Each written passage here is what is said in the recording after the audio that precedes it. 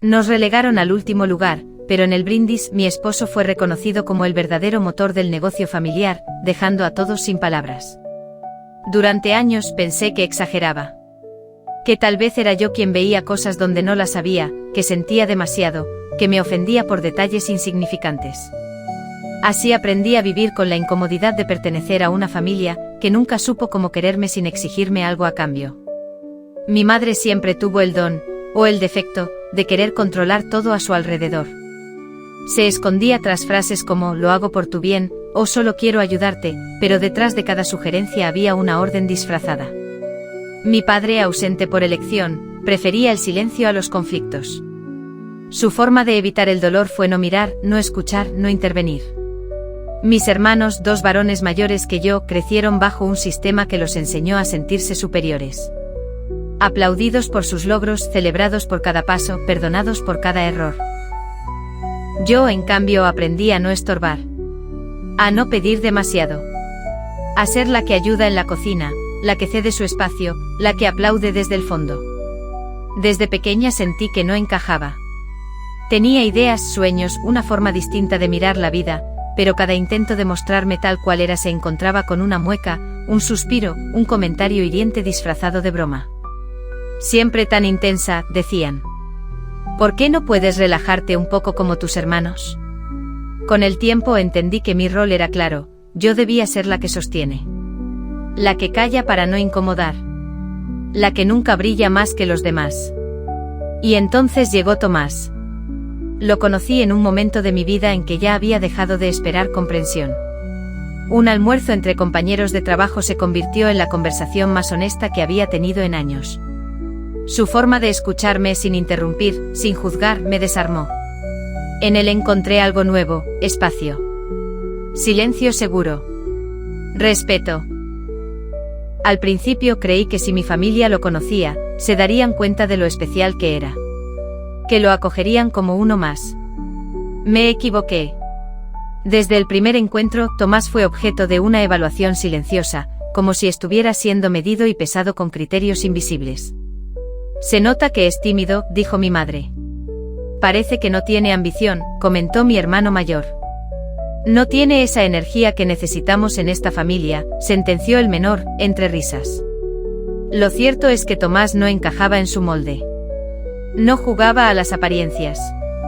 No buscaba ser el centro. Y eso, en una familia donde la imagen vale más que la verdad, era imperdonable. Yo trataba de justificar, de mediar, de suavizar. A Tomás le pedía paciencia, le pedía que entendiera que son así, que ya cambiarán. Él, con esa calma suya, me decía que no necesitaba la aprobación de nadie. Pero yo sí. Yo, sin quererlo, seguía queriendo ser aceptada. La situación se volvió más tensa cuando mis hermanos comenzaron a organizar un nuevo proyecto familiar, un restaurante moderno, con pretensiones de alta cocina, diseñado para ser el orgullo de la familia. Como siempre, todo giraba en torno a ellos. El chef, el visionario, el inversionista. Yo observaba desde afuera, sabiendo que una vez más, mi lugar sería el de espectadora. Fue entonces cuando Tomás, con su experiencia en administración y finanzas, se ofreció a ayudar. Revisó el plan de negocio, identificó errores, propuso estrategias, contactó proveedores. Su participación no solo fue útil, fue decisiva. Pero a ojos de mi familia, él seguía siendo el esposo de, no alguien con voz propia. Las decisiones importantes se tomaban sin él. Se lo mantenía al margen de las reuniones clave. Sus ideas eran tomadas, pero jamás reconocidas. Ya lo teníamos pensado, decían. Eso era obvio. Incluso llegué a escuchar a uno de mis hermanos decir: él está ayudando, pero los que realmente estamos apostando somos nosotros. Yo intentaba mantener la calma. Pensaba que si hablaba con más claridad, si mostraba pruebas de lo que él aportaba, si insistía una vez más, lograría que lo vieran. Que lo valoraran. Pero estaba cayendo, una vez más, en el viejo patrón de suplicar por un respeto que debía ser natural. De querer encajar a la fuerza en un lugar donde nunca me sentí realmente bienvenida. Lo que no sabía es que la tensión estaba a punto de romperse. Que un evento aparentemente inocente, una cena de celebración, marcaría un antes y un después. Esa noche, en una sala llena de sonrisas ensayadas y copas elevadas, ocurrió algo que ninguno de nosotros esperaba. Algo que pondría a todos en su sitio, que revelaría verdades largamente ignoradas y que, para mí, significaría el principio del final de ese ciclo de silencios y sometimiento. Y fue ahí donde, sin buscarlo, mi esposo fue reconocido por lo que verdaderamente era. Y mi familia, por fin, se quedó sin palabras. Todo ocurrió esa noche. La que se suponía iba a ser una celebración familiar. El evento donde finalmente se haría el anuncio oficial del restaurante, donde se presentarían a los socios, los pilares del proyecto, el corazón de la familia, como lo había llamado mi madre en la invitación. Desde que llegamos, lo sentí. Ese vacío cortante, ese silencio incómodo que se instala cuando sabes que no te quieren ahí, pero nadie tiene el valor de decírtelo de frente. Las miradas fugaces, las conversaciones que se detenían cuando pasábamos cerca, los saludos apurados. Y lo peor, Tomás ignorado con un profesionalismo pulido. Como si su presencia molestara, como si lo toleraran solo porque estaba conmigo. Nos ubicaron en una mesa apartada, lejos del centro de atención. Ni una palabra en el micrófono, ni una mención en los agradecimientos iniciales. Y sin embargo, Tomás había sido quien había corregido el modelo financiero, quien había conseguido al proveedor de vinos, quien había negociado la rebaja de alquiler del local. Yo sabía eso. Ellos lo sabían. Y aún así, decidieron borrarlo. Me senté en esa silla con una mezcla de náusea y rabia. Veía a mis hermanos pasearse como pavos reales, rodeados de elogios. Escuchaba a mi madre hablar del trabajo en equipo y la unidad familiar, mientras nos lanzaba, sin decirlo, al rincón de los invisibles. Y entonces llegó el brindis. Uno de los inversionistas externos, prometido de una prima lejana, pidió la palabra. Todos esperaban un discurso cortés, una frase amable y poco memorable. Pero lo que dijo cambió la atmósfera por completo. Antes de cerrar esta noche, quiero agradecer a alguien que, aunque no ha sido mencionado, fue clave en todo este proceso. A alguien que me convenció de invertir, que me mostró el potencial real de este proyecto. Estoy hablando de Tomás, quien no solo es un socio estratégico, sino también un mentor en los negocios. Sin él, yo no estaría hoy aquí. El silencio fue absoluto. Como si alguien hubiera cortado el aire con un cuchillo. Mi madre bajó la mirada, mis hermanos endurecieron la mandíbula. Y yo sentí una oleada de emociones tan fuerte que por un momento no supe si reír, llorar o gritar. Tomás, con su habitual humildad, apenas asintió. Yo le tomé la mano bajo la mesa. Estaba temblando. En ese instante entendí que lo que habían hecho no era simplemente una omisión. Era una traición deliberada. Habían decidido invisibilizarlo sabiendo cuánto había aportado, solo por orgullo, por celos, por no tolerar que alguien de fuera tuviera un lugar legítimo en su empresa. El daño no fue solo hacia él. Fue hacia mí también. Fue la confirmación de que no importaba cuánto me esforzara, cuánto pidiera respeto, cuánto demostrara lealtad, mi voz nunca sería suficiente. Mi valor, siempre condicionado. Mi amor, una amenaza para su control.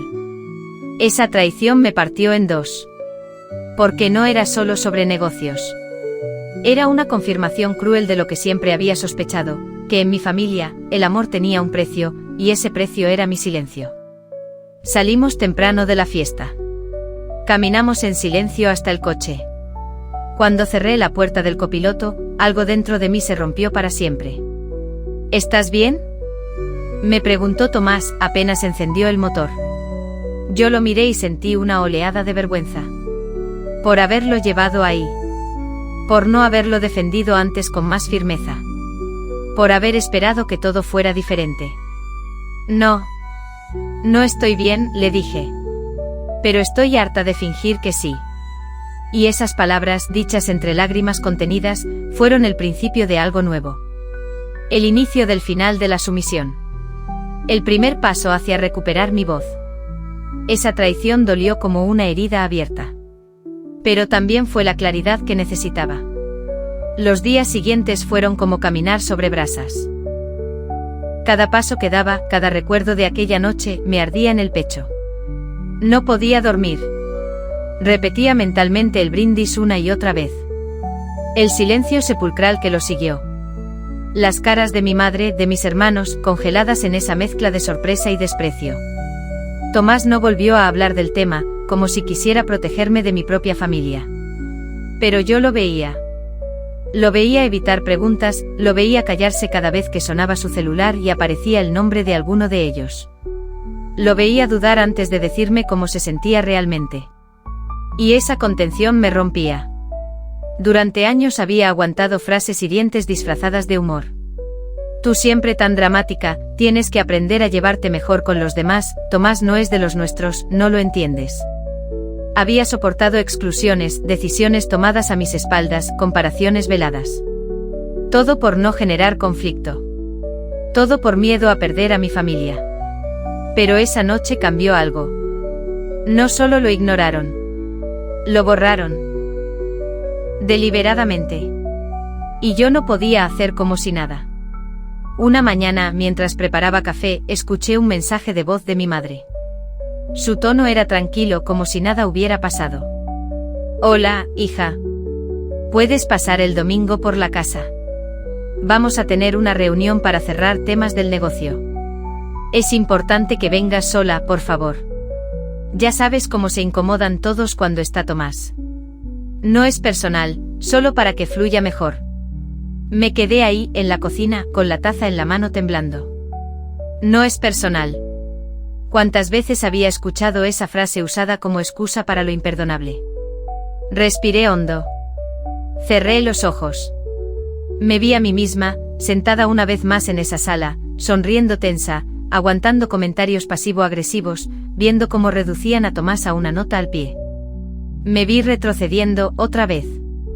Tragándome mi dolor para mantener la paz. Pero esa paz nunca fue real. Era una paz pactada con el silencio. Una paz que costaba demasiado. En ese momento supe que no podía seguir así. Ya no. Subí a la habitación, me senté al borde de la cama y tomé el celular. Reproduje el mensaje otra vez, solo para asegurarme de que no estaba exagerando. Luego lo borré. No respondí. No fui el domingo. Y no me disculpé por no ir. Ese pequeño acto de desobediencia fue mi primer gesto de amor propio. Por días, la culpa me carcomió. Me preguntaba si estaba siendo ingrata, si estaba exagerando, si de verdad valía la pena arriesgar el vínculo con mi familia. Pero luego miraba a Tomás. Su paciencia. Su dignidad. Su manera de no devolver el desprecio con odio, sino con silencio y trabajo. Y entendí que si alguien merecía lealtad, era él. No por ser mi esposo, sino por tratarme con respeto. Con amor sin condiciones. Ese fue el punto de quiebre. No una explosión, no un grito, no una pelea. Fue una decisión silenciosa pero contundente, no iba a seguir siendo parte de un juego donde para pertenecer debía traicionarme a mí misma. Empecé a escribir todo. Cada frase que me había dolido. Cada momento en que me había sentido invisible. Lloré como no lloraba en años. Lloré por la niña que fui, por la joven que intentó encajar, por la adulta que se sintió culpable por pedir respeto. Y entre lágrimas comprendí que no podía cambiar a mi familia. Pero sí podía cambiar mi lugar dentro de ella. Ese fue mi despertar. Doloroso, sí. Pero necesario. Ya no era una cuestión de elegir entre ellos y Tomás. Era entre seguir sobreviviendo o empezar a vivir. Volver a esa casa fue como entrar en un campo minado. Cada objeto me traía recuerdos mezclados, los portarretratos con sonrisas forzadas, los sillones donde tantas veces guardé silencio por temor al rechazo, la mesa del comedor donde, una y otra vez, mi voz fue ignorada como si nunca hubiera importado. No fui sola. Tomás me acompañó. Sabíamos que no sería bien recibido, pero yo necesitaba que estuviera ahí. No como escudo, no como testigo, sino como parte de mi verdad. No más secretos. No más medias tintas. Cuando llegamos, la tensión se podía cortar con un cuchillo. Mi madre, siempre impecable y compuesta, lo saludó con una sonrisa falsa. Mis hermanos, apenas un movimiento de cabeza. Como si su presencia fuera una ofensa que todos debían soportar con estoicismo. Nos sentamos en la sala. Era la famosa reunión para cerrar temas del negocio. En realidad, era una emboscada emocional. Queríamos hablar contigo, comenzó mi madre. Sobre cómo se están manejando las cosas últimamente. Estás muy distante, hija. Y este negocio es de todos. Necesitamos remar juntos, no en direcciones opuestas. ¿Distante? Repliqué. Me borraron de las decisiones importantes. Ignoraron a Tomás en el evento como si no existiera. ¿Y ahora me dicen que soy yo la que se aleja? Silencio. Mi hermano mayor cruzó los brazos. No lo tomes tan a pecho, fue una omisión sin mala intención, dijo. No era el momento para destacar a alguien, externó. Era una noche para la familia. ¿Externó? Sentí como se me encendía la sangre. ¿Después de todo lo que hizo por ustedes? ¿Después de salvarles el contrato con los proveedores? ¿Después de ayudarlos a salir de números rojos? ¿Eso es ser externo? Mi hermana, siempre tan hábil con la condescendencia, intervino. Nadie está cuestionando su ayuda, pero tal vez estás confundiendo gratitud con protagonismo. Esto no se trata de egos. No se trata de egos. Levanté la voz, temblando. Se trata de respeto. De dignidad. Se trata de que ustedes decidieron invisibilizar a una persona fundamental solo porque les incomoda que yo haya construido algo fuera de esta familia. Algo propio. Siempre tan exagerada. Saltó mi madre. No puedes venir a esta casa a gritarnos. Aquí nadie te ha faltado el respeto. Tomás puso su mano sobre la mía, como recordándome que estaba conmigo, que no tenía que cargar con todo sola. Me han hecho sentir como una intrusa desde el primer día, dije, más baja pero firme. Me han corregido frente a otros, me han dejado fuera de conversaciones clave, han dicho que Tomás no pertenece. ¿Y ahora quieren que finja que todo está bien? No puedo. No voy a hacerlo más. Mi padre, que había estado callado hasta entonces, habló con esa voz baja que solía dar miedo cuando éramos niños. Hija, nadie te obliga a estar aquí. Si no puedes aceptar cómo funciona esta familia, entonces tal vez es mejor que tomes distancia. Me dolieron esas palabras más de lo que esperaba. Como una expulsión oficial. Como una sentencia. Eso es lo que estoy haciendo, respondí, respirando hondo. Tomando distancia. Pero esta vez no desde la culpa ni el miedo. Desde la necesidad de cuidarme. De cuidar lo que he construido con alguien que sí me valora. Estoy cansada de justificar lo injustificable solo porque viene de la familia. Se hizo un silencio espeso. Nadie sabía qué decir. Mis hermanos evitaban mi mirada. Mi madre se cruzó de brazos, tensa, herida. Pero yo no me moví. No me retracté. No quiero cortar lazos, continué. Pero si para pertenecer tengo que callar lo que siento, entonces prefiero no estar. No voy a seguir participando de una dinámica que me enferma. Que nos divide. Que lastima a la persona que amo. Tomás me miró entonces con los ojos húmedos. Yo también estaba al borde del llanto. Pero era un llanto diferente. No de tristeza. De liberación. Nos levantamos. Nadie nos detuvo. Antes de cruzar la puerta, me volví una última vez. La familia no se define solo por la sangre, dije. Se define por el respeto. Por la capacidad de ver al otro como es, no como uno quiere que sea. Ustedes me enseñaron muchas cosas, algunas buenas, otras dolorosas. Pero ya no soy la niña que necesitaba su aprobación. Soy una mujer que elige con quién construye su hogar. Y esta vez elijo hacerlo sin miedo. Y nos fuimos. Después de aquella confrontación, el silencio llegó como una ola helada. Nadie llamó. Nadie escribió. Y por primera vez en mi vida, ese silencio no me asustó. Al contrario, me trajo una paz extraña. Dolorosa, sí. Pero también honesta. Ya no había dobles discursos ni sonrisas disfrazadas. Solo verdad. Pero la paz, como el respeto, hay que defenderla. Los primeros días fueron una mezcla de alivio y culpa. Por las noches me sorprendía repasando la conversación una y otra vez, dudando de mis palabras, preguntándome si fui demasiado dura. Tomás me recordaba con paciencia que poner límites no es ser cruel, sino honesto. Que es una forma de amor propio. Yo lo sabía. Pero costaba aceptarlo. Las llamadas empezaron 2 semanas después. Primero fue mi madre. Un mensaje corto: ¿puedes venir a hablar? No me parece que las cosas terminen así. No respondí. Ya no iba a correr a resolver lo que ellos nunca quisieron enfrentar. Luego mi hermana me escribió: estás siendo muy tajante. Mamá está muy triste, ¿de verdad vale la pena tanto drama por una fiesta? Ese mensaje me hizo hervir la sangre. No era una fiesta. Era el reflejo de años de desprecio, minimización, negación. Y el hecho de que ella lo viera como un drama, solo confirmaba que no habían entendido nada. Respondí con claridad, temblando mientras escribía: estoy poniendo límites, no creando drama. Necesito distancia para sanar. No estoy disponible para conversaciones que ignoren lo que realmente ocurrió. Fue la primera vez que me expresé sin adornos, sin suavizar para evitar ofensas. Y aunque mi corazón latía con fuerza al presionar e enviar, también sentí una fuerza nueva. Estaba aprendiendo a protegerme.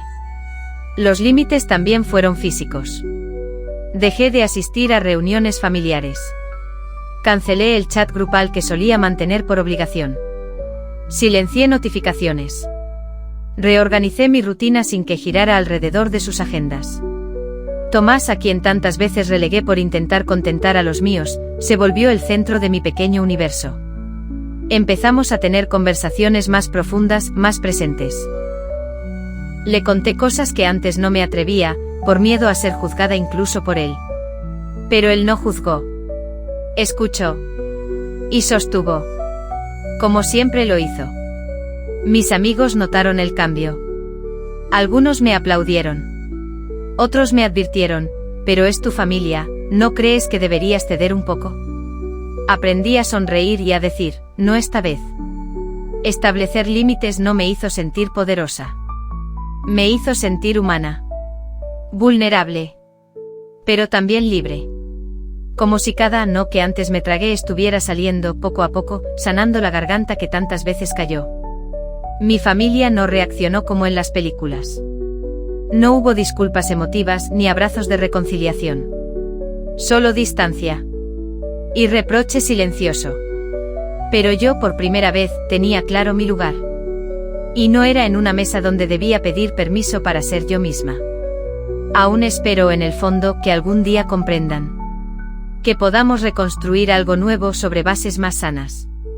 Pero si no ocurre, está bien. Porque ya no me estoy traicionando por miedo a quedarme sola.